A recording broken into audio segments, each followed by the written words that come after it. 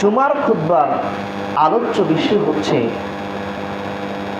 নিজেকে পাপ থেকে মুক্ত রাখার আধ্যাত্মিক পদ্ধতিসমূহ। মানুষ মাত্রই পাপ করবে, এটা স্বাভাবিক।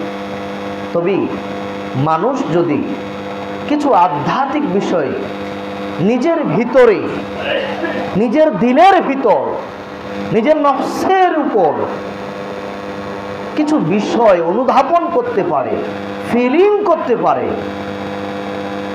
তাহলে তার দ্বারাই পাপ করা খুব কঠিন কাজ হবে। তার দ্বারা পাপ করা অনেক টাফ ব্যাপার, কঠিন ব্যাপার হয়ে দাঁড়াবে। শয়তান তাকে দিয়ে পাপ করানো শয়তানের জন্য খুব কঠিন হয়ে দাঁড়াবে। সেই আধ্যাত্মিক বিষয়গুলো আমরা আপনাদের সামনে আলোচনা করব ইনশাআল্লাহ। আল্লাহ সুবহানাহু ওয়া তাআলা আমাদেরকে সুন্দরভাবে আলোচনা করার এবং আপনাদেরকে বুঝার এবং সেই অনুযায়ী আমাদেরকে সকলকে আমল করার তৌফিক দান করে বলি আমিন। নিজেকে গুনাহ থেকে মুক্ত করবেন কিভাবে? আপনি নিজের ভিতরে একটা অনুভূতি নিয়ে আসুন তো। আপনি এমন জায়গায় বসে পাপ করতেছেন, এমন স্থানে গিয়ে গুনায় লিপ্ত হয়েছেন, আপনি মনে করতেছেন আপনার এই পাপের সাক্ষী কেউ নাই, আপনার এই গুনাহের সাক্ষী কেউ নাই। আসমান জমিনের কোনো জিন মানব আপনার এই পাপের কথা জানবে না, কোনো পাপ পাখালিও টের পাবে না, কেউই দেখবে না। আপনি একবার নিজেকে এই অনুভূতিটা আপনার ভিতরে একটু সেট করেন। আপনি কি আল্লাহর থেকে নিজেকে আড়াল করতে পারবেন? আপনি এমন কোন জায়গায় বসে গুনাহ করতে পারবেন যেখানে আপনার আল্লাহ আপনাকে দেখে না? আছে এরকম কোন স্থান, এরকম কোন সময়, এরকম কোন কাল, রাতে হোক দিনে হোক, বাড়িতে হোক ঘরে হোক বিলে হোক, অফিস আদালতে কোর্ট কাছারিতে, যেখানেই আপনি পাপ করেন না কেন, ওই জায়গাতে আমার রবের দৃষ্টি আছে কিনা, আপনার রবের দৃষ্টি আছে কিনা, আল্লাহর দৃষ্টি আছে কিনা? যদি থেকে থাকে, যখন আপনি গুনাহে লিপ্ত হচ্ছেন, যখন আপনার ভিতরে কোনো ভয় কাজ করতেছে না, তখন আপনি এই ভয়টা নিয়ে আসেন, আমি সব কিছু থেকে এই পাপকে গোপন করতে পারলেও, সবার চোখের আড়ালে এই গুনাহ করতে পারলেও আমি আমার আল্লাহর চোখের আড়াল হতে পারবো না। এই অনুভূতিটা যদি আপনার ভিতরে চলে আসে, এই আধ্যাত্মিকতা যদি আপনার ভিতরে সেট হয়ে যায়, আপনার দিলের কর্ণকহরে জাগ্রত করতে পারেন, ইনশাআল্লাহ আপনার আমার দ্বারাই পাপ করা সম্ভব নয়। পাপ থেকে বেঁচে থাকার আরেকটি আধ্যাত্মিক পদ্ধতি, আমরা আল্লাহর পর আরেকটা আল্লাহর মাখলুকের প্রতি বিশ্বাস রাখি। সেই মাখলুকটার নাম হচ্ছে আল মালাক, ফেরেশতা। মালাইকাদের উপর আমাদেরকে বিশ্বাস স্থাপন করতে হয়। এই ফেরেশতা আছে কিনা?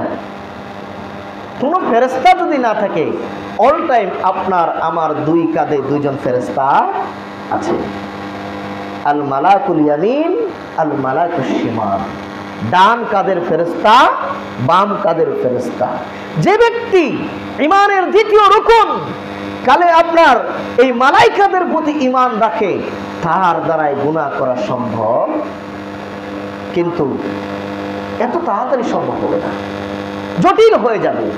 যখনই সে গুনাহে লিপ্ত হচ্ছে, তাকে মনে করতে হবে, তাকে বুঝতে হবে, কেউই যদি না দেখে, কেউই যদি না জানে, কেউই যদি টের না পায়, আমার দুইজন ফেরেশতা আমার সাথে অল টাইম আছে, আমি যেখানেই যাই তারা বিচ্ছিন্ন হবে না। আল্লাহ সুবহানাহু ওয়া তাআলা সূরা আল-ফাতির আয়াত নাম্বার 10 এবং 11 আল্লাহ বলছেন,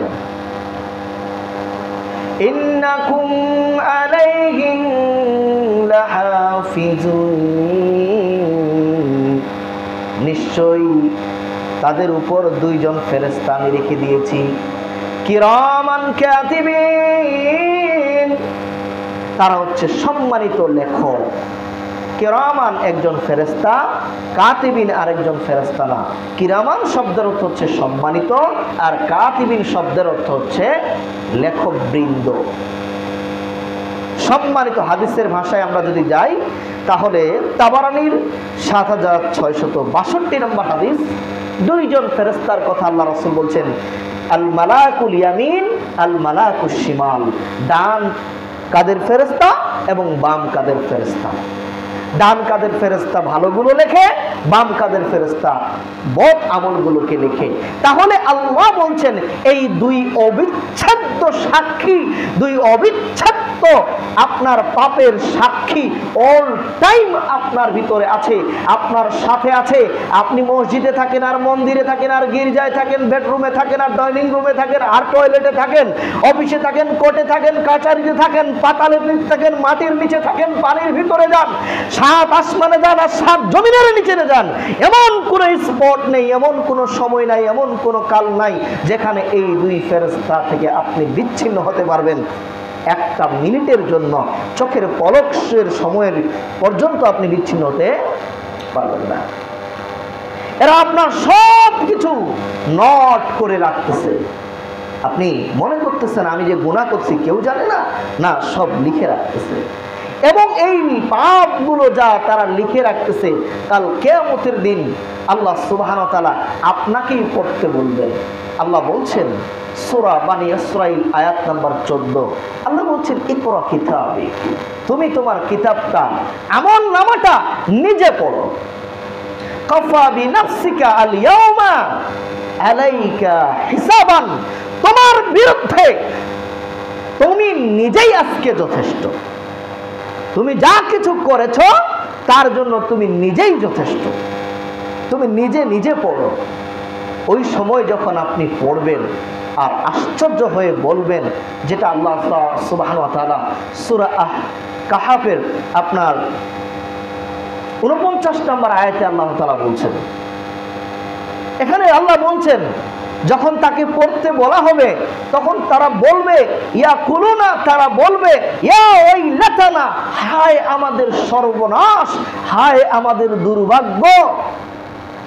মালি হাযাল কিতাব, এটা কি এক আশ্চর্য কিতাব, লা ইউগাদিরু সাগীরাতান ওয়ালা কাবীরাতান ইল্লা আহসাহা, এর মধ্যে আমার জীবনের ছোট পাপটাও লেখা, বড় পাপটাও লেখা, ইল্লা আহসাহা, পই পই করে লেখা। একটা কর্ম আপনার আমার বাদ পড়বে না, সেটা বড় হোক আর সেটা ছোট হোক, সেটা ভালো হোক আর সেটা মন্দ হোক, আপনি দেখেই বলবেন মালি হাযাল কিতাব, এটা কি এক আশ্চর্যজনক কিতাব। লা ইউগাদিরু সাগীরাতা, এখানে ছোটটাও বাদ পড়ে নাই, বলে কাবীরা, বড়টাও বাদ করে নাই, ইল্লা আহসাহা, সব পই পই করে লেখা আছে। কই যাবেন? কেউ তো জানে না আপনার কথা। এমন জায়গায় গিয়ে আপনি গুনাহ করেছেন কেউ জানে না, কিন্তু নিজের ভিতরে এই আধ্যাত্মিক ওয়াজ আপনি নিজেকে করেন যে আমি তো সবার চোখের আড়াল হয়েছি, আমি কি ফেরেশতাদের আড়াল হতে পেরেছি? ফেরেশতারা তো আমার সাথে আছেন, তারা তো আমার সব কিছু লিখতেছেন, এটা তো লেখা থাকবে, এটা আমাকেই কাল কিয়ামতের ময়দানে পড়ে আল্লাহর সামনে আমার বিরুদ্ধে আমাকেই সাক্ষী দিতে হবে। এমনকি আল্লাহ সুবহানাহু ওয়া তাআলা আপনার পাপের জন্য আপনার পায়ের নিচের, আপনার পায়ের নিচের মাটিকে, পায়ের তলার মাটিকে সাক্ষী হিসেবে রেখে দিবেন। আল্লাহ বলছেন সূরা জিলজাল আয়াত নাম্বার 4, আল্লাহ বলছেন ইয়াউমাইদিন তুহাদ্দিসু আখবারাহা, ওই দিন জমিন তার উপরে যা কিছু হয়েছে সেদিন সব কিছু বলবে। জমিনের উপর যা কিছু ঘটবে, পৃথিবীর যে ব্যক্তি, পৃথিবীর যে প্রান্তে, যেখানে বসে যে পাপ করেছে, যে গুনাহ করেছে, জমিন ওই ব্যক্তির বিরুদ্ধে কাল কিয়ামতের ময়দানে সাক্ষী হয়ে দাঁড়াবে। আল্লাহ আমার উপর বসে সে এই গুনাহ করেছে। আপনি মনে করছেন আপনার পাপের কথা কেউ জানে না, জমিন আপনার বিরুদ্ধে সাক্ষী হয়ে আছে, অত্যাধুনিক সাক্ষী। এই সাক্ষীকে আপনি কোনো কিছু রোধ করতে পারবেন না। আপনি যখন গুনাহে লিপ্ত হচ্ছেন তখন আপনার ভিতরে এই ফিলিংস, এই অনুভূতি, এই আধ্যাত্মিকতা আপনার অন্তরে সেট করেন যে আমার জমিন তো আমার বিরুদ্ধে সাক্ষী দিয়ে দিবে। শুধু তাই, আপনার অঙ্গ প্রত্যঙ্গগুলো আপনার বিরুদ্ধে সাক্ষী দিবে। আপনি মনে করছেন কেউ নেই জানা, আপনার বিরুদ্ধে কেউ সাক্ষী দিবে না? জি না, আপনার শরীরের হাত পা আপনার বিরুদ্ধে সাক্ষী দেওয়ার জন্য যথেষ্ট। আল্লাহ বলছেন সূরা ফুসসিলাত আয়াত নাম্বার 20, শাহিদা আলাইহিম সামউহুম, ওইদিন তাদের কানগুলো সাক্ষী দিবে, ওয়া আবসারুহুম, তাদের চক্ষুগুলো সাক্ষী দিবে, ওয়া জুলুদুহুম, তাদের শরীরের চামড়া স্কিনগুলো তাদের বিরুদ্ধে সাক্ষী দিবে, বিমা কানু ইয়ামালুন, তারা যে আমলগুলো করেছিল সেগুলোর জন্য। আপনি যে আমল করেছেন, আপনি যে কর্ম করেছেন, আপনি যে গুনাহ করেছেন, এই গুনার জন্য আপনার কান সাক্ষী দিবে, যেটা আপনি কান দিয়ে করেছেন। আপনার গুনার বিরুদ্ধে আপনার চক্ষু সাক্ষী দিবে, যেই চক্ষুকে শীতল করার জন্য, চক্ষুকে ঠান্ডা করার জন্য চোখ দিয়ে আপনি পাপ করেছেন। আপনার শরীরের চামড়া, যেটার উপর হাজারো কসমেটিক আপনার মাখা আছে, কোটি কোটি টাকা খরচ করেন যেই আপনার ইয়ার উপর চামড়ার জন্যে, ত্বকের জন্য, সেই কসমেটিক লক্ষ টাকার মাখার পরও এই কসমেটিক আপনার বিরুদ্ধে সাক্ষী দেবে। ওদিন আপনি এদেরকে বলবেন যে তোমরা আমার বিরুদ্ধে কেন সাক্ষী দিচ্ছ? তখন তারা বলবে আনতাকা কুল্লা শাইইন, যে আল্লাহ সব কিছুকে কথা বলার শক্তি দিয়েছেন, আনতাকান আল্লাহ, আল্লাহ আমাদেরকেও, তিনি আমাদেরকে ওই কথা বলার শক্তি দিয়েছেন। তার মানে চোখকে, কানকে, আপনার শরীরের চামড়াকে কথা বলার শক্তি দিয়ে দেওয়া হবে। তবে আল্লাহ যেটা বলছেন সূরা ইয়াসিনের 65 নম্বর আয়াতে, মুখকে সেদিন সেলাই করে দেওয়া হবে। কারণ মুখ এটা এমন একটা জিনিস, ওর হাতটা না করলেও কিন্তু মুখে সব করে ফেলে, আছে কিনা? কিছু লোক আছে তার মুখটাই অস্ত্র। আমরা অনেক সময় বলি তোমার যদি মুখটা না থাকতো, বলি কিনা এই কথা? মানে ওর মুখের দাপটে, তার কথার দাপটে এত ছল চতুর, এত কথা বলতে পারে, মনে হচ্ছে ওই রাইট সব বাতিল, আছে কিনা? এ লোক যুগে যুগে ছিল, আজকেও আছে, থাকবে। মনে হবে তাকে দেখে, তার কথার ভাষা দেখে মনে হবে, তার কথা বলার স্টাইল দেখে মনে হবে একেবারেই এক নাম্বার খাঁটি হক ব্যক্তি, এর ভিতরে কোনো ভেজাল নাই, ও যা বলতেছে সব সত্যি। এজন্য আল্লাহ বলছেন সূরা ইয়াসিন আয়াত নাম্বার 65, আল ইয়াউমা নাখতিমু আলা আফওয়াহিম, ওই দিন আমি তার মুখটাকে সেলাই করে দেব। কারণ মুখটা দিয়ে হাত বলবে, কিন্তু মুখ বলবে না আমি করি নাই, সব মিথ্যা বলছে হাত। মুখকে সেলাই করে দিবে, সেলাই করে আল্লাহ বলছেন ওয়া তুকাল্লিমুনা আইদিহিম, আমরা কথা বলবো হাতের সাথে, ওয়া তাশহাদুনা আরজুলুহুম, হাত যখন কথা বলবে তার পা গুলো বলবে রাইট, হাত যা বলতেছে তা সত্য। আবার পা দিয়ে যে গুনাহ করেছেন, পাপের কাজে গিয়েছেন পা দিয়ে হেঁটে হেঁটে, পা যখন বলতে লাগবে হাত তখন বলবে রাইট, আপনার পা যা বলতেছে আমি তার সাক্ষী দিচ্ছি। বিমা কানু ইয়াকসিবুন, আপনি যা কিছু করেছেন সব কিছুর সাক্ষী আপনার অঙ্গ প্রত্যঙ্গ দিয়ে হয়ে। আপনি মনে করতেছেন আমি যে গুনাহ করতেছি, প্রথমত এই গুনার কোনো সাক্ষী নাই। আপনি মনে করছেন সাক্ষী থাকলেও কেউ আমার বিরুদ্ধে সাক্ষ্য দিতে পারবে না। আমরা জানি সেই ঢাকার সোহাগ ভাই না কি ভাই নাম, দিন দুপুরে দিনের বেলা প্রকাশ্য দিবালোকে একটা বাজারের মধ্যে তাকে পিটানো হচ্ছে, অসংখ্য মানুষ ছবিও তুলেছে, সেখানে দোকানদারেরা আছে, বাজারের লোকেরা আছে, পথের লোকেরা আছে, রিক্সা চালক আছে, গাড়িওয়ালারা আছে, সবাই আছে। পরের দিন যখন সাংবাদিকরা বলছে না এখানে তো কিছুই হয় নাই, অথচ পুরা বিশ্ব বলছে হচ্ছে, পুরা বিশ্ব বলছে হয়েছে। এখানে একজন নিরপরাধ ব্যক্তিকে পাথর দিয়ে আঘাত করে করে তাকে হত্যা করার পরও তারা ক্ষান্ত হয় নাই, তার বুকের উপর চড়ে তার উপরে নাচানাচি করেছে, অথচ সেখানকার মানুষ বলছে না না না এখানে কিছুই হয় নাই, হলো আমরা জানি না, আমি দেখিনি, আমার দোকান পাশে কই কিছু তো হয়নি। তার মানে এরা জানে ঠিক, কিন্তু সাক্ষী দেওয়ার জন্য কি নাই, সাহস নেই। এদের বিরুদ্ধে সাক্ষী দিবে, এরা এত বড় শক্তিশালী, তাদের বিরুদ্ধে সাক্ষী দেওয়ার মতো কেউই নাই, সাক্ষী থাকলেও নেই। এরা এত বড় শক্তিশালী, কিন্তু ওই দিন আপনার হাত পা আপনার বিরুদ্ধে সাক্ষী দিবে। আপনি যখন সাক্ষী দিবেন তখন আপনার যে পাপগুলো করেছেন এগুলো আপনার সামনে দেখানো হবে।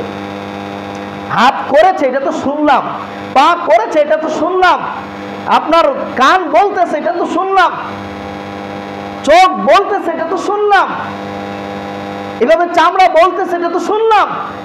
আপনি যা করেছেন এরপরও আপনি বলতে পারেন যে না আমি করি নাই, তখন আপনার সামনে আপনার কর্মটাই ভিডিও আকারে তুলে ধরবেন, যেটা আল্লাহ সুবহানাহু ওয়া তাআলা সূরা জিলজাল আয়াত নম্বর 7 এবং 8 নম্বর আয়াতে আল্লাহ বলছেন, فَمَن يَعْمَلْ مِثْقَالَ ذَرَّةٍ خَيْرًا يَرَهُ وَمَن يَعْمَلْ مِثْقَالَ ذَرَّةٍ شَرًّا يَرَهُ। ওই দিন যদি কোনো ব্যক্তি একদম বিন্দু পরিমাণ কোনো ভালো কাজ করে সেটাও তাকে দেখানো হবে, আবার যদি কোনো ব্যক্তি বিন্দু পরিমাণ, জাররা পরিমাণ, অণু পরিমাণ, পরমাণু পরিমাণও কোনো খারাপ কাজ করে সেটাও তাকে দেখানো হবে। আপনি যে অপরাধ করেছেন একেবারে ভিডিও আকারে আপনার সামনে দেখানো হবে। আপনি তখন বলতে পারেন এটা এআই দিয়ে তৈরি করা হয়েছে, পারেন কিনা? কত অপরাধী নেতা নেত্রীর ভিডিও ফাঁস হয়ে যায়, তখন বলে না না না এটা এআই দিয়ে তৈরি করা নাকি। এই জন্য সাক্ষী হাত পা বলবে এটা এআই ভিডিও না, এটা অরিজিনাল ভিডিও, এটা এআই দিয়ে তৈরি করা ভিডিও না, এই জন্য হাত পাকে সাক্ষী রাখছে। আপনি বলবেন এটা এআই দিয়ে, হাত পা বলবে না এটা অরিজিনাল ভিডিও, এটা কখনো এআই দিয়ে তৈরি করা ভিডিও না, এটা অরিজিনাল ভিডিও। ওই জন্য মুখকে সেলাই করে দিবে, আপনি মুখ দিয়ে বলতে পারেন এটা তো না মানি না, এটা সব এআই দিয়ে ভিডিও করা, বলতে পারেন। এখানে যদি বলতে পারেন তো কিয়ামতের মাঠে বলতে পারেন না? বলতে পারেন। এই জন্য আল্লাহ মুখকে বন্ধ করে দিয়ে হাতকে চালু করে দিবে, হাতকে আপনার বিরুদ্ধে লাগিয়ে দিবে সাক্ষী দিতে, পাকে আপনার বিরুদ্ধে লাগিয়ে সাক্ষী দিতে, আপনার চোখকে আপনার বিরুদ্ধে সাক্ষী দিতে লাগিয়ে দিবে, আপনার কানকে আপনার বিরুদ্ধে সাক্ষী দিতে লাগিয়ে দিবে, আপনার শরীরের ত্বককে আপনার বিরুদ্ধে সাক্ষী দিতে লাগিয়ে দিবে। যতই আপনি মুখে বলেন এআই দিয়ে ভিডিও করা, এরা সকলেই বলবেন না এগুলো সব অরিজিনাল ভিডিও। সম্মানিত উপস্থিতি, আপনি যে পাপ করতেছেন কেউই দেখতেছে না, ওই দিন ভিডিও করা থাকবে। এইভাবে যখন ডিসপ্লেটা চালু করবেন পুরা বিচারের মাঠের মানুষ আপনার এগুলো দেখবে, তখন আপনি লজ্জায় মাথা হেট হয়ে যাবে। তখন আপনি চিন্তা করবেন আজকে যদি আমাকে এখানে এই ভিডিওগুলো দেখা না দেখিয়ে আমাকে মাটির নিচে মিশিয়ে দেওয়া হতো পশু প্রাণীর মতো, কিন্তু তা হবে না। আপনি একা দেখেছেন, একা করেছেন, কেউই দেখে নাই, কিন্তু আল্লাহ সুবহানাহু ওয়া তাআলা ওই দিন সমস্ত কিয়ামতের মানুষকে দেখিয়ে দিবেন। বলেন ওই দিন আপনার লজ্জা কি পরিমাণ লজ্জা লাগবে বলেন। একটা চোরও যখন চুরি করে, যখন প্রকাশ হয়ে যায় ও মনে করে এই গায়ে যদি আমি না থাকতাম। একটা জেনাকারী যখন জেনা করে, ঘরে ঘরে জেনা হচ্ছে, তারপরও জেনাকারী মনে করে যদি আমি না ধরা পড়ে এই মাটির নিচে আজকে মরে যেতাম, মিশে যেতাম, মাটির নিচে ঢুকে যেতাম, তাহলে কতই না ভালো হতো। সেদিন আপনি লজ্জায় পড়ে যাবেন। একবার এই ফিলিংসটা আপনার ভিতরে নিয়ে আসেন যে আপনি যে কর্মটা করতেছেন এটা আল্লাহ ভিডিও করে রেখেছেন, এটা আল্লাহ কিয়ামতের দিন সবার সামনে এটা চালু করে দিবেন, ভিডিও চালু। কি হবে বলেন? সেদিন আপনার আবার কি হবে? সম্মানিত উপস্থিতি, আরেকটা জিনিস আধ্যাত্মিকতা আপনার ভিতরে নিয়ে আসেন যে আপনি যে গুনাহ করতেছেন এই গুনাহগুলোর একদিন বিচার হবে। এগুলো তো দেখানো হবে, বুঝলাম, বিচার হবে না? হ্যাঁ, বিচার হবে। যেটা আপনি এখন একটু আগে পড়লেন সূরা ফাতিহায়, মালিক ইয়াউমিদ্দিন, বলি কিনা? মালিক ইয়াউমিদ্দিন একেবারে খুব সহজ আয়াত, বলতেও সহজ, খুবই ইজি। মালিক ইয়াউমিদ্দিন, বিচার দিনের মালিক। আপনি যে কর্ম করেছেন, গুনাহ করেছেন, এটার বিরুদ্ধে সাক্ষী দেওয়া অথবা সাক্ষী দিল এই মামলা নিয়ে বিচার করার মতো ব্যক্তি আপনার সামনে কেউই নেই।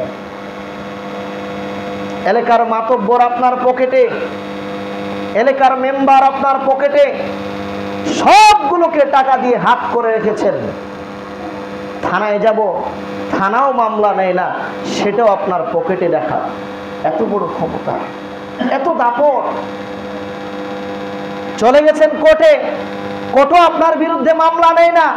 জজ সাহেবকে আপনি কিনে রেখেছেন, হাইকোর্ট, সুপ্রিম কোর্টকে আপনি কিনে রেখেছেন, বাংলাদেশের প্রধানমন্ত্রীকেও আপনি কিনে রেখেছেন। হতে পারে আপনার ক্ষমতা আছে, প্রধানমন্ত্রীর উপর ক্ষমতা নাই, প্রধানমন্ত্রীরও মন্ত্রী আছে, আছে কিনা? তাকেও এক জায়গায় জবাব দিতে হয় দুনিয়াতেই। তো সবগুলোকে কিনে রেখেছেন।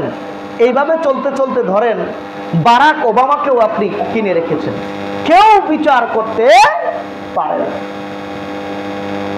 হ্যাঁ, এরকম একজন ব্যক্তি আছে বর্তমানে, ওই যে আপনার ইসরায়েলের প্রধানমন্ত্রী নেতানিয়াহু, এই জারজ, কতদিন ধরে ফিলিস্তিনের মুসলিম মা বোনদেরকে হত্যা করতেছে, শিশুদেরকে হত্যা করতেছে, নারী পুরুষদেরকে হত্যা করতেছে ফেরাউনি কায়দায়। হ্যাঁ, কেউই তাদের বিরুদ্ধে যায় না। আছে কেউ যেতে পারতেছে? 56টা মুসলিম কান্ট্রি সবাই নীরব। ও মুসলিম কান্ট্রিরা তারাও নীরব, আমেরিকাও নীরব। বলতেছে আমাদের দেশে সৌদি আরবে যখন আসে আমরা বিচার করব, এখান থেকে চলে গেলে মামলা ভুলে যায়। তার মানে নেতানিয়াহুর বিচার করার মতো কেউই নাই। কিন্তু আমরা বিশ্বাস করি মালিক ইয়াউমিদ্দিন, ও নেতানিয়াহু তোমার বিচার একদিন হবে। হবে না? হবে। দুনিয়াতে না হলেও পরকাল হবে। তবে কোন জালেমকে আল্লাহ পরকালের জন্য রাখেন, এই দুনিয়াতেই দেখাই দিয়ে গেছে। দুনিয়াতে আপনাকেও দেখানো হবে, তোমাকেও দেখানো হবে।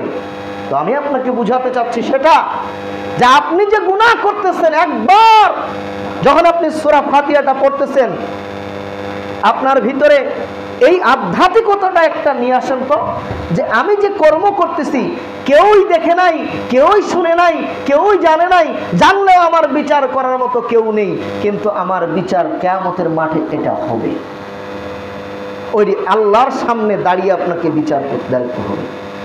যে হাদিসটি আসছে সহিহ মুসলিমের 7512 নম্বর হাদিস, আদি ইবনে হাতিম রাদিয়াল্লাহু তাআলা বলছেন, মা মিনকুম আহাদুন, তোমাদের মধ্যে এমন কোন ব্যক্তি নাই, এমন কোন ব্যক্তি নাই, ইল্লা সাইয়ুকাল্লিমুল্লাহু রাব্বাহু, যে তার রব আল্লাহর সাথে কথা বলবে না। ওই সময় লাইসা লাহু বাইনাহু ওয়া বাইনা রাব্বাহু হিজাবান ওয়া তুরজুমান। ওই সময় যখন আল্লাহর সামনে দাঁড়িয়ে সবকিছু আল্লাহ হিসাব করবেন, বিচার করবেন, আল্লাহর সামনে দাঁড়াতে হবে, ওই সময় কোনো পর্দা আল্লাহর আর বান্দার মাঝে থাকবে না। ওই সময় কোনো দোভাষীও থাকবে না। দুনিয়াতে তো আমরা অনেক কথা উকিলের সামনে বলতে পারি না, এই জন্য কি করি, জজ সাহেবের সামনে বলতে পারি না, একটা উকিল নিয়োগ করি। ওই দিন কোনো পীর সাহেব নিয়োগ করা হবে না, ওই দিন কোনো উকিল সাহেব নিয়োগ করা হবে না। আপনার কর্ম আপনার আল্লাহকে আল্লাহর সামনে দাঁড়িয়ে বলতে হবে। বুঝাইতে হবে, কর্মকে বুঝাইতে হবে। শুধু তাই নয়, তিরমিজির 2416 নম্বর হাদিসে আসছে, রাসূলুল্লাহ আব্দুল্লাহ ইবনে মাসউদ রাদিয়াল্লাহু তাআলা বলেন, রাসূলুল্লাহ সাল্লাল্লাহু আলাইহি সাল্লাম বলছেন, লা তাজালু কদামু ইবনে আদম ইয়াউমাল কিয়ামা, কাইদে আদমের, বানি আদমের সন্তানদেরকে এক কদম পা নড়াতে দেওয়া হবে না, চড়াতে দেওয়া হবে না, ইনদাল্লাহি, আল্লাহর কাছে, হাত্তা ইয়াসআলু খামসান, যতক্ষণ না তাকে 5টা বিষয় জিজ্ঞাসা করা হয়। তার মধ্যে একটা আছে আন উমরিহি, পুরা লাইফ বুঝাতে হবে, পুরা লাইফ বুঝাতে হবে। তো আপনি আল্লাহর সামনে দাঁড়িয়ে আপনার কর্মের আল্লাহ হিসাব করবেন, আল্লাহ বিচার করবেন, আর আপনাকে আল্লাহর সামনে বিচারের জন্য হিসাব দিতে হবে। এই অনুভূতিটা একবার আপনার দিলের ভিতর, একবার আপনার কলবের ভিতর, একবার আপনার অন্তরের ভিতর, একবার আপনার হার্টের ভিতর একটু অনুভূতিতে নিয়ে আসেন, একটু আধ্যাত্মিকভাবে ভাবুন, দেখবেন আপনার গুনাহ করার স্বাদ মিটে যাবে। অন্যায় করার, পাপ করার, অপরাধ করার আপনার আশা আকাঙ্ক্ষা মিটে যাবে। সম্মানিত উপস্থিতি, শুধু তাই নয়, আল্লাহকে ভয় করুন, আল্লাহকে ভয় করুন। কোন ভয়? যথাযথ ভয় করুন। আল্লাহ বলছেন সূরা আলে ইমরান আয়াত নম্বর 102, আল্লাহ বলছেন, ইয়া আইয়ুহাল্লাযীনা আমানুত্তাকুল্লাহ, ও ঈমানদাররা আল্লাহকে ভয় করো। ঈমানদার, আল্লাহকে ভয় কর, হাক্কা তুকাতিহি, যথাযথ ভয়, যথাযথ ভয়, হক ভয়, বাতিল ভয় না, হক ভয় করো। হক ভয় কাকে বলে? মশা, আল্লাহ তাআলা যত মাখলুককে সৃষ্টি করেছেন তার মধ্যে মশা অতীব ক্ষুদ্রতম, তাই না? এই মশার কামড় থেকে বাঁচার জন্য অগ্রিম ডেঙ্গু জ্বরের চিকিৎসা টিকা দিচ্ছে, হ্যাঁ নাকি? এই ডেঙ্গু জ্বর কোথা থেকে হয়? মশার কামড়ে না? টিকার দিচ্ছি আমরা সবাই। কি আপনাদের দিকে নিচ্ছে না? বাচ্চাদেরকে টিকা দিবে না? টিকার ই করছে না? মশার জন্য কত আবিষ্কার, কয়েল আবিষ্কার করা হয়েছে। আমি একবার চিন্তা করলাম, আল্লাহ মশা আবিষ্কার করলো কেন? পরে আমি নেটে সার্চ দিয়ে দেখলাম, আল্লাহু আকবার, এই মশা আছে দেখে হাজারো মানুষের কর্ম আছে, হাজারো মানুষ খাইতে পারে মশার জন্য। কিভাবে? মশার জন্য কয়েল তৈরি করতে হয়, তাহলে কয়েলের ফ্যাক্টরি বানাও, ওখানে মানুষ নিয়োগ দিয়েছে। মশার জন্য মশারি লাগে, হ্যাঁ, তাহলে মশারির ফ্যাক্টরি বানাও, এরপর মশারি বাজারজাত করো, বিক্রি করো। এইভাবে হিসাব করে দেখেছি লক্ষ লক্ষ মানুষ এই মশা আছে বিধায় আল্লাহ তার মশা দিয়ে খাওয়াচ্ছে। মশার মাধ্যমে রিজিকের ব্যবস্থা করেছেন আল্লাহ। এখন দেখেন, এই মশার ভয়ে টিকা নিচ্ছি, এই মশার ভয়ে কয়েল, এই মশার ভিতরে কি আপনার মশারি, আরো কত স্প্রে, আরো কত ধরনের আইটেম মশার হাত থেকে বাঁচার জন্য, তাই না? তাহলে আল্লাহ তাআলার একটা মাখলুক, অতীব ক্ষুদ্র মাখলুক কিনেছি। ওই যে জীবাণু, করোনা, দেখি নাই যারে এক নজরে, তার ভয়ে কত কিছু হয়ে গেল, হ্যাঁ? তাহলে এরা আল্লাহর মাখলুক, একেবারে ক্ষুদ্র মাখলুক। হক ভয় করি দেখে এত ধরনের ব্যবস্থা, মশাকে হক ভয় করি দেখে কয়েলের ব্যবস্থা, মশারির ব্যবস্থা, টিকার ব্যবস্থা, ঔষধের ব্যবস্থা, এক্সপ্রে ব্যবস্থা, আরো কত ধরনের ব্যবস্থা যা আমরা চোখেও দেখিনি, আছে কিনা? ইন্ডিয়াতে গেলাম, বললো শেখ এই রুমে থাকেন, এই রুমে শেখ আব্দুর রাজ্জাক বিন ইউসুফ থাকছে, এখানে মুজাফফর উস্তাদি থাকছে, এখানে আমানুল্লাহ বিন ইসমাইল থাকছে, এখানে মোখলেসুর রহমান মাদানী থাকছে, আপনি থাকেন। আমি বললাম যাক আলহামদুলিল্লাহ, সৌভাগ্য হলো। বলছে, আমি বললাম তাহলে মশা করে না এখানে? বলছে শেখ এখানে এমন একটা জিনিস দেওয়া আছে ইলেকট্রিক, আমি দেখি নাই, বাংলাদেশে এখন পর্যন্ত ওটা দেখিনি, কোনো মশা নেই। তো যাই হোক, বলছিলাম যে জিনিসটা আমি, সেটা হচ্ছে আল্লাহকে ভয় করতে হবে, হক ভয়। আল্লাহর মাখলুক মশাকে আমরা হক ভয় করি, কিন্তু আল্লাহকে ভয় করি না। আল্লাহকে হক ভয় করার অর্থ হচ্ছে কি জানেন? দুইটা, আল্লাহ যা আদেশ করেছেন তা মেনে চলা, আর আল্লাহ যা নিষেধ করেছেন তার থেকে বেঁচে থাকা। এর নাম হচ্ছে আল্লাহকে হক ভয় করা। বুঝতে পারছি কি? আর আমরা আল্লাহকে ভয় করি কেমন জানেন? ওই যে ছোট্ট বাচ্চার হাতে একটা বাঁশ নিয়ে আসছে, ধরেন দুই হাতে একটা বাঁশ নিয়েছে, ছোট্ট বাচ্চা বলছে আব্বু তোমার মাথায় একটা মারি, তখন আপনি বলছেন মারো মারো মারো। তার মানে বাচ্চাকে আপনি ভয় করেছেন? হ্যাঁ, করলো হক ভয় নাই। আল্লাহর জন্য আল্লাহকে হক ভয় করার অর্থই হচ্ছে আল্লাহ যা আদেশ দিলেন সেগুলো মেনে চলা, আর আল্লাহ যা নিষেধ করেছেন সেগুলো থেকে বিরত থাকা। যারা আল্লাহর আদেশকে মেনে চলে, আল্লাহর নিষেধ থেকে বিরত থাকে, তারা আল্লাহকে হক ভয় করে। তো আপনি নিজেকে আল্লাহকে হক ভয় করার জন্য আপনার দিনটাকে তৈরি করেন, আপনার নফসটাকে তৈরি করেন। সম্মানিত উপস্থিতি, আরেকটা আধ্যাত্মিকতা হচ্ছে আপনি গুনাহকে ভয় করেন। কি ভয় করবেন? গুনাহকে। আমরা গুনাহকে ভয় করি, কিন্তু কেমন ভয়? মুনাফিকের মতো ভয়। মুমিনের ভয় গুনাহকে লক্ষ্য করে কেমন জানেন? সহিহ বুখারী আপনার 6600 সম্ভবত 21 নম্বর হাদিসটি। তো এখানে আসছে মুমিন কিভাবে গুনাহকে ভয় করে আর মুনাফিক কেমন করে গুনাহকে ভয় করে। আল্লাহ রাসূল বলছেন, মুমিন তার গুনাহকে মনে করে কি জানেন? বিশাল এক পাহাড়, তার নিচে ছোট্ট একটি গুহায় সে অনবরত বসবাস করে, আর আশঙ্কায় থাকে, ভয়ে ভীতস্ত থাকে, কখন জানি তার উপরেই পাহাড় ধসে মারা যাবে। এই যে আফগানিস্তান, তারপর হচ্ছে গিয়া ইয়াতে ভারতে সীমান্ত এলাকায় পাহাড় ধসে মানুষ মারা গেল না? কতবার শুনি আমরা পাহাড় ধসে মারা গেছে। তো তারা নিজেকে সবসময় ভয়ের ভিতর থাকে, কখন পাহাড় ধসে মারা যাবে। তো মুমিন তার গুনাহকে মনে করে পাহাড়, আর মুনাফিক তার উল্টা। মুনাফিক, আল্লাহ রাসূল বলছেন, সে গুনাহকে মনে করে, সবচেয়ে বড় গুনাহটাকে মনে করে একটা মাছির সমতুল্য, যা তার নাকের ডগায় বসেছে। যে কোনো সময় একটা ফু দিবে আর নাকের ডগা থেকে মাছি উড়ে যাবে। তাহলে মুনাফিক সবচেয়ে বড় গুনাহকে মাছি মনে করে, আর মুমিন তার সবচেয়ে বড় গুনাহটাকে, সবচেয়ে ছোট গুনাহটাকে পাহাড় সমান মনে করে। সম্মানিত উপস্থিতি, আসুন এরপরে গুনাহকে আপনি কেমন ভয় করবেন। আসুন, আপনি যখন আমল করতেছেন, কোনো গুনাহ করতেছেন, খারাপ কাজ করতেছেন, তখন মনে করেন যে এটার জন্য আমার জাহান্নাম হতে পারে। আর কেমন জাহান্নাম? জাহান্নামের ভয়াবহতায় আল্লাহ পবিত্র কুরআনুল কারীমে অনেক আয়াত নাজিল করেছেন। পুরা কোরআন মাজিদের এক ভাগ হচ্ছে শাস্তি স্বরূপ, জান্নাত জাহান্নাম সম্পর্কে আলোচনা। তো এখানে আল্লাহ অনেক আয়াত বলেছেন, রাসূলুল্লাহ সাল্লাল্লাহু আলাইহি ওয়াসাল্লাম অনেক হাদিস বলেছেন। তার মধ্যে জাহান্নাম সম্পর্কে একটি হাদিস, যেটা বাংলা মিশকাতের 5425 নম্বর হাদিসে আপনি পাবেন। আনাস রাদিয়াল্লাহু তাআলা বলছেন যে আল্লাহ সুবহানাহু ওয়া তাআলার সবচেয়ে যে নিয়ামতের মধ্যে যে বান্দাটাকে আল্লাহ দুনিয়াতে রেখেছিলেন, ইউতা ইয়াউমাল কিয়ামা, তাকে কিয়ামতের দিন আল্লাহ নিয়ে আসবেন। ফাসিব ইউজবিহু সিবগাতান ফিন্নার, এরপর জাহান্নামের মধ্যে একটা ডুব দেবেন। কয়টা? এই চলে, একটা ডুব দেওয়া জাহান্নামের মধ্যে, একটা ডুবটা দেওয়া আর তোলা একটা সেকেন্ডের বিষয়। কতক্ষণ?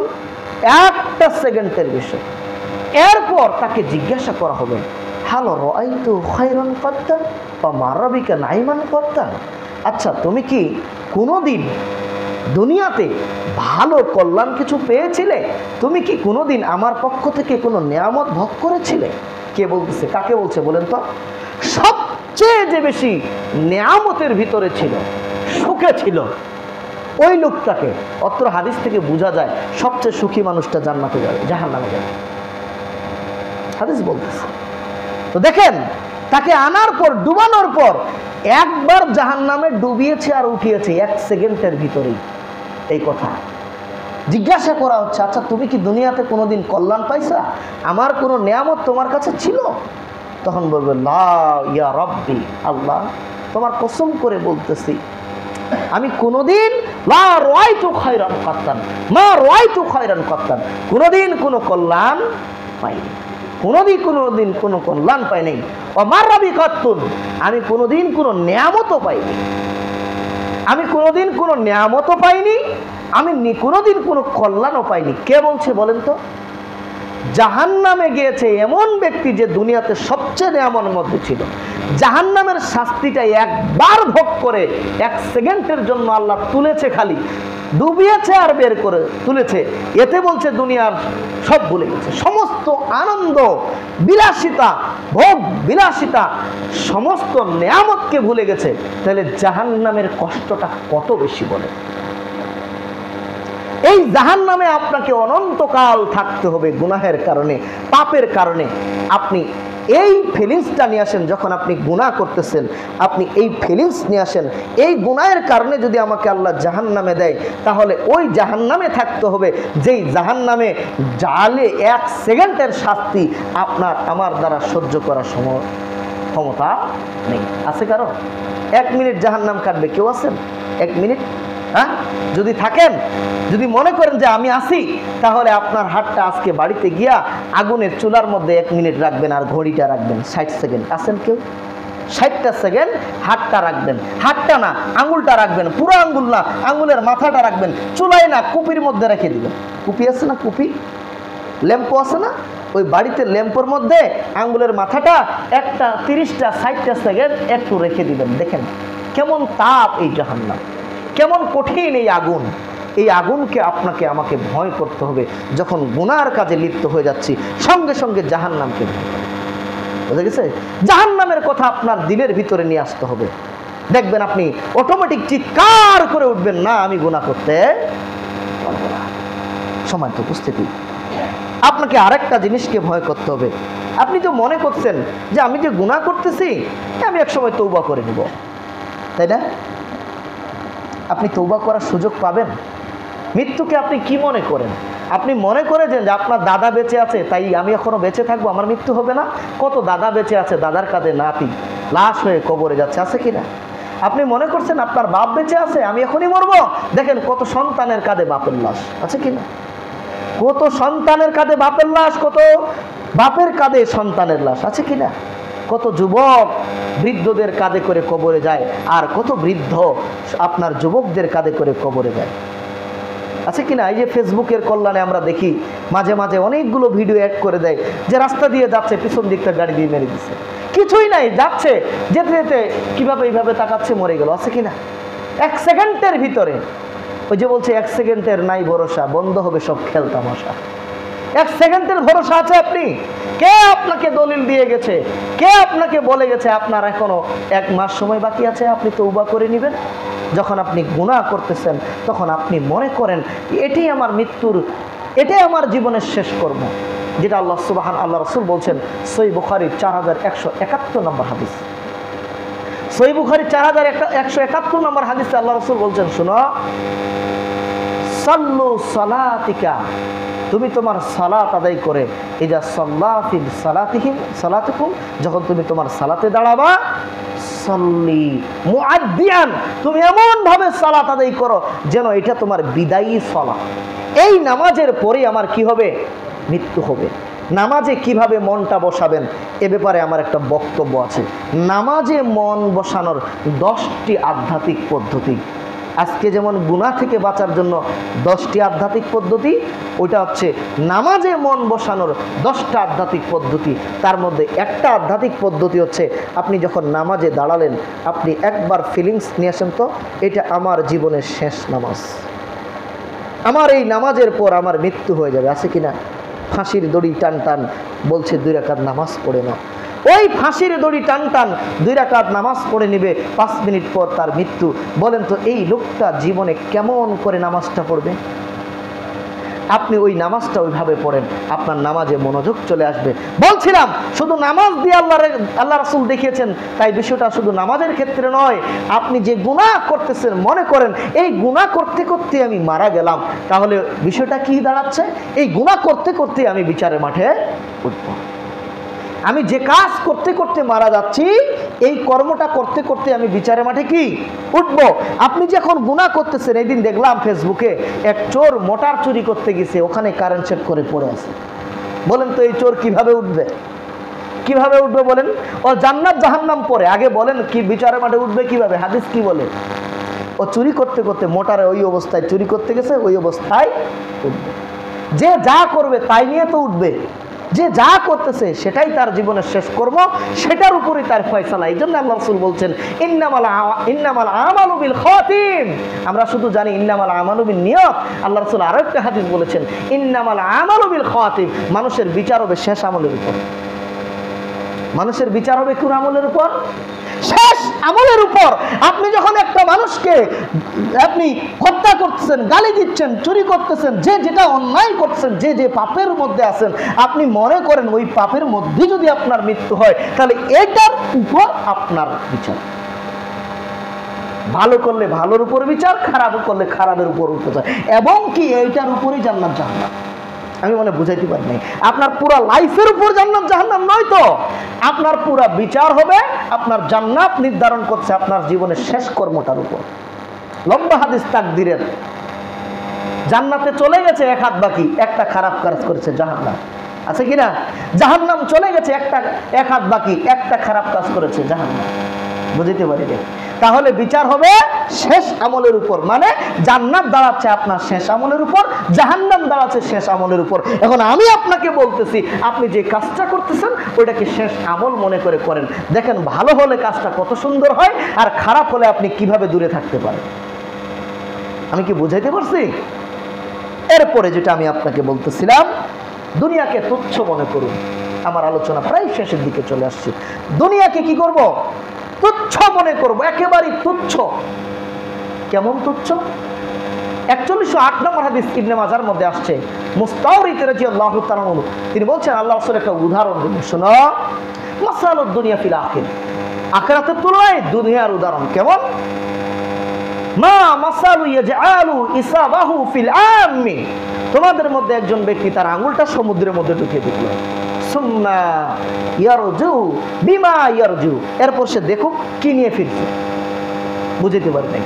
বিশাল সমুদ্র, আটলান্টিক মহাসাগরটাই ধরি, ওখানে আপনার আঙ্গুল ডুবালেন, আঙ্গুল ডুবানোর পর আঙ্গুল তুললেন, আঙ্গুলের মধ্যে 1 মণ পানি আছে, তাই না?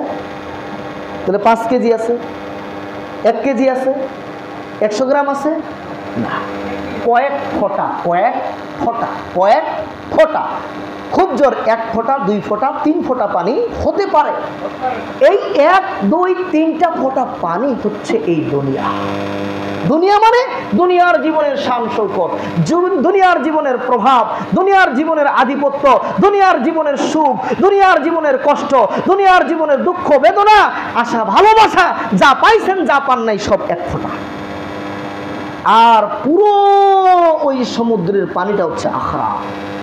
তাহলে কোন দুনিয়ার জন্য, যেই জমিটার জন্য আপনি মারামারি করতেছেন, আখিরাতের তুলনায় এটা কিচ্ছুই না। আল্লাহ রাসূল সাল্লাল্লাহু আলাইহি ওয়াসাল্লাম বলছেন, সাউতিন ফিল জান্নাহ খায়রুম মিনাদ দুনিয়া ওয়া মা ফিহা, জান্নাতে একটা ইট রাখার জায়গা, কি রাখার জায়গা? একটা ইট রাখার জায়গাটা এই আসমান এবং জমিনের মধ্যে যা কিছু আছে তার থেকে উত্তম। কোন জমির জন্য আপনি মারামারি করলেন? কোন জমির জন্য আপনি পরকাল বিসর্জন দিলেন, ঈমান বিসর্জন দিলেন, আমল বিসর্জন দিলেন? বলেন, কোন জমির জন্য?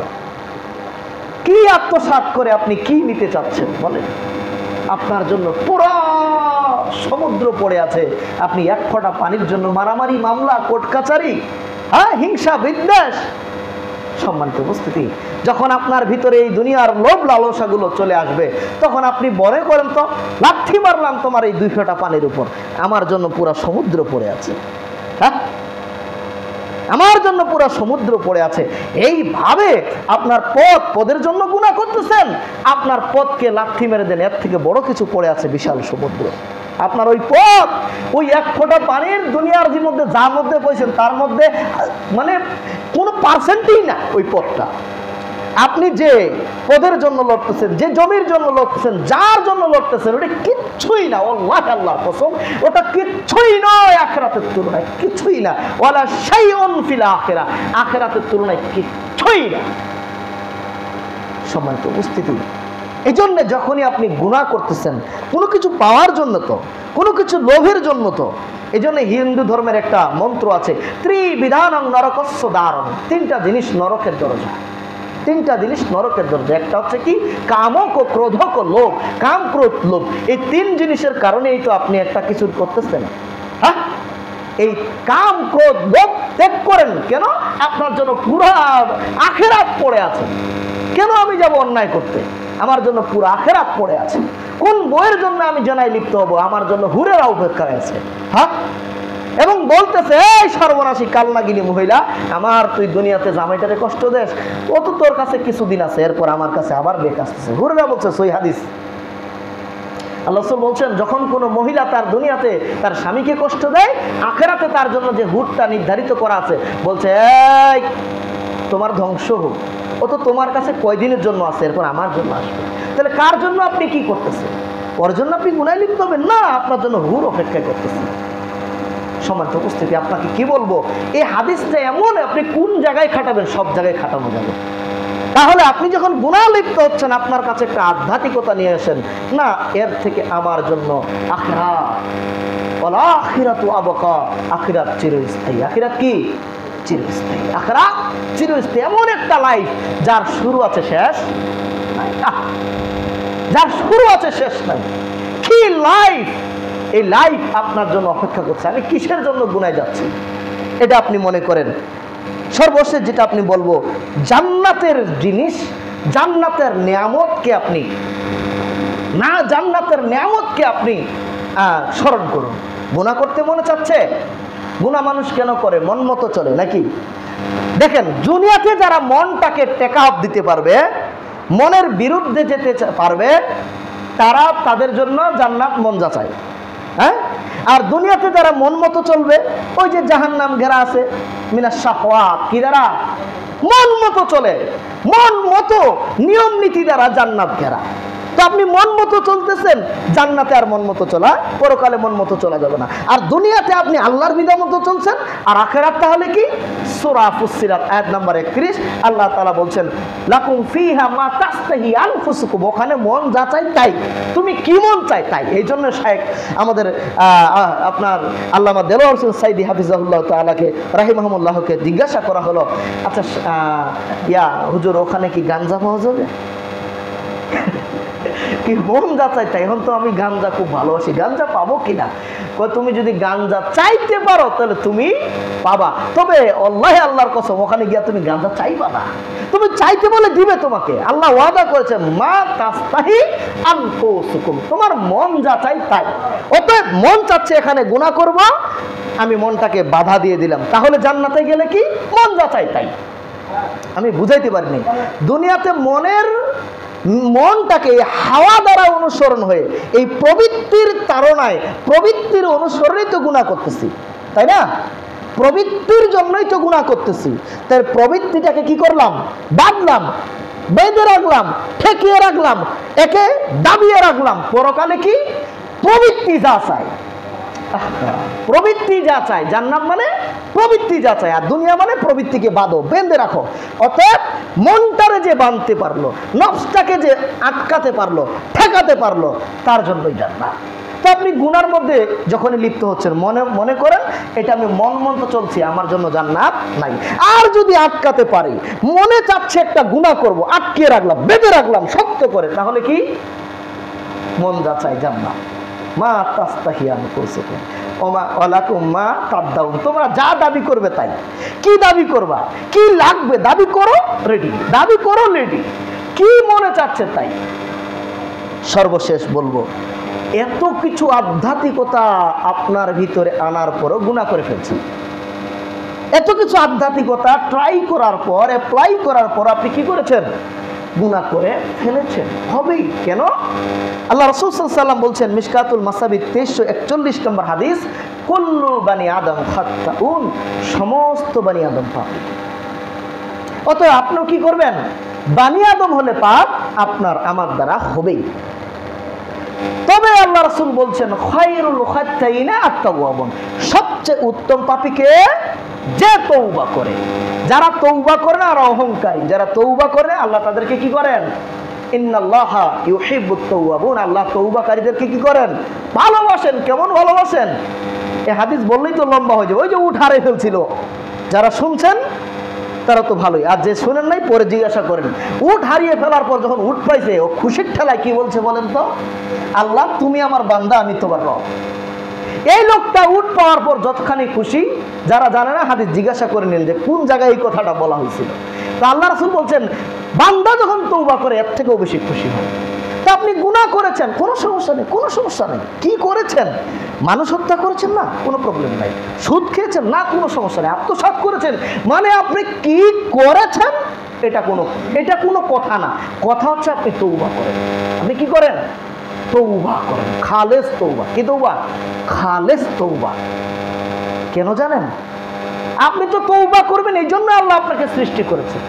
আপনি যে গুনাহ করবেন এই জন্য আল্লাহ আপনাকে সৃষ্টি করেছেন। কেন? আপনি যদি আপনার তাবারনীর কাবিরের ৭৬৬২ নম্বর হাদিসটা পড়েন, রাসূলুল্লাহ সাল্লাল্লাহু আলাইহি সাল্লাম বলছেন, শুনো, যদি তোমরা না পাপ করতে আল্লাহ তোমাদেরকে ধ্বংস করে দিত, আরেকটা জাতি নিয়ে আসতো যারা তওবা করত, তওবা করার পর আল্লাহর কাছে ক্ষমা করে চাইতো, আল্লাহ মাফ করে দিতেন। আল্লাহর একটা নাম হচ্ছে আল গফফার, ক্ষমাশীল। তো যে যদি ক্ষমা চাওয়ার কেউ না থাকে তাহলে আল্লাহ গফফার হবেন কেমনে? হ্যাঁ, এই জন্য মানুষ তৈরি করেছেন, পাপ করার পর তওবা কর। পাপ করি পাপী নয়, তওবা যে করে না সে পাপী।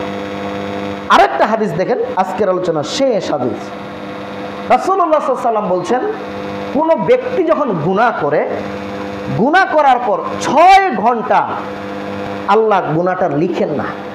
তাবারনী কাবিরের মধ্যে হাদিসটা আসছে, 6 ঘন্টা হাদিস পাপটা লেখা হয় না। আপনি কি করেছেন? শিরক করেছেন, 6 ঘন্টা লেখা হবে না। এরপরও যখন সে এটা থেকে অনুতপ্ত হয় না এবং তওবা করে না, তখন আল্লাহ তাআলা ওই জায়গাতে একটা গুনাহ লিখেন। তার মানে কি বোঝা গেল? পাপ করলেই পাপী না, তওবা না করলে পাপী। পাপ করলে পাপী নয়, তওবা না করলেই পাপী। এই জন্য আপনার দ্বারা যাই পাপ হোক, তওবা করে নিব সাথে সাথে। পাপ করা আর তওবা করা। সৌদি আরবের অনেক শায়েখ বলে যে সৌদি আরবের লোকেরা পাপ করে ঠিক, বিড়ি খাচ্ছে আর বলছে আস্তাগফিরুল্লাহ, সিনেমা থেকে বের হয়ে বলছে আস্তাগফিরুল্লাহ আস্তাগফিরুল্লাহ আস্তাগফিরুল্লাহ, মারামারি করে বলছে আস্তাগফিরুল্লাহ, ঝগড়া করে বলছে আস্তাগফিরুল্লাহ, আর বলছে সাল্লু আলা মুহাম্মদ সাল্লু আলা মুহাম্মদ। ঝগড়া করছো আল্লাহর গজব পড়বে, আর নবীর উপর দরুদ পড়লে আল্লাহর রহমত পড়বে। এই জন্য কি করো? সাল্লু আলা মুহাম্মদ, আর তোমরা দরুদ পড়ো। আমি কি বুঝাইতে পারতেছি কিনা আমি বুঝতেছি না। ভাই, পাপ করেছেন এটা কোনো ম্যাটার না, সঙ্গে সঙ্গে তওবায় পড়ে যান, সঙ্গে সঙ্গে ইস্তেগফারে লেগে যান। এটার জন্য তাহাজ্জুদ পর্যন্ত রেখে দেব, এই জন্য না, তাহাজ্জুদ পর্যন্ত সময় নাও পেতে পারেন। আমি কি বুঝাইতে পারছি? পাপ হয়ে গেছে, ওই জায়গাতেই তওবা। ইনশাআল্লাহ আল্লাহ আমাদেরকে বুঝার তৌফিক দান করবেন। আমিন। আলহামদুলিল্লাহ, আলহামদুলিল্লাহ ওয়াহদা, ওয়াসসালাতু ওয়াসসালামু আলা নবী বা'দা।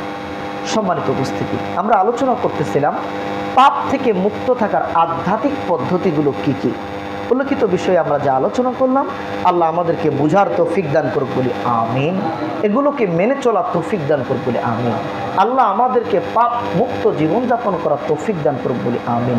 আর পাপ হয়ে গেলে কোনো সময় নেই, সঙ্গে সঙ্গে আল্লাহ আমাদেরকে তওবা করার তৌফিক দান করুক বলি আমিন।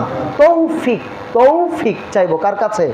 আল্লাহর কাছে। আল্লাহ পাপ করেছি সঙ্গে সঙ্গে, আরে ভাই আপনাকে কি বলতে হবে আমি অমুক অমুক জায়গায় থাকি, অমুকের ছেলে অমুক তমুক এই সেই, আজকে বাংলা তারিখ, ইংরেজি তারিখে তো অমুক তারিখে তো, এত কিছু বলতে হবে না। আপনি দিলে দিলে বলেন, মুখে না বলে অন্তর থেকে বলেন পাপ চাই। কেউ শুনবে না, কেউই শুনবে না। সঙ্গে সঙ্গে ক্ষমা চেয়ে নেন। কথা বলছেন মিথ্যা হয়ে গেছে, সঙ্গে সঙ্গে কথা বলতে বলতে নিজে ভিতরে ভিতরে তওবা। বুঝাইতে পারছি? আল্লাহ আমাদের তৌফিক দান করুক বলে আমিন। আমাদের ভিতর যারা অসুস্থ, সুস্থতা দান করুক বলে আমিন। ঋণগ্রস্তদের ঋণ মুক্ত হওয়ার তৌফিক দান করুক বলে আমিন। বালা মুসিবতে যারা আছে বিপদ মুক্ত হওয়ার তৌফিক দান করুক বলে আমিন।